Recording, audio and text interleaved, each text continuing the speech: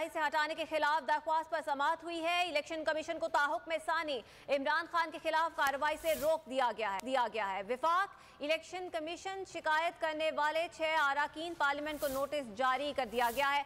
तफसीलात जानेंगे अब्दुल रहमान से। जी अब्दुल रहमान, बताइएगा इस हवाले से मजीद।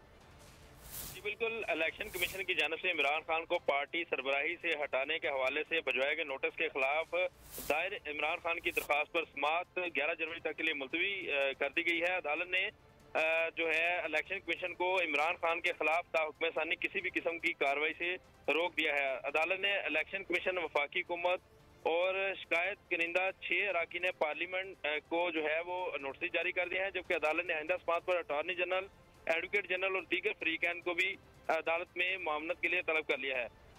दरख्वास्त गुजार इमरान खान के वकला बैरिस्टर अली जफर और अजहर सदीक एडवोकेट ने अपने दलाल देते हुए कहा कि इलेक्शन कमीशन ने किसी कानूनी जवाब के बगैर जो है ये कार्रवाई शुरू की और इस हवाले से इलेक्शन कमीशन ने कवानीन का भी ख्याल नहीं किया, जबकि आइन के आर्टिकल 62(1)(f) का जो है वो गलत तौर पर इस्तेमाल किया गया और जो नोटिस भेजा गया वो भी गैर कानूनी तौर पर भेजा गया।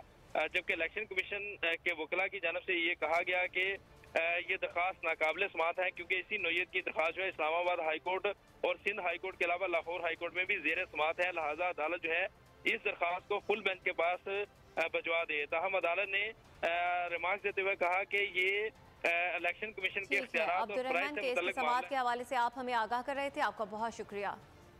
एक और अहम खबर, इमरान खान कातिलाना हमले के मुल्जिम का वीडियो बयान किसने लीक किया?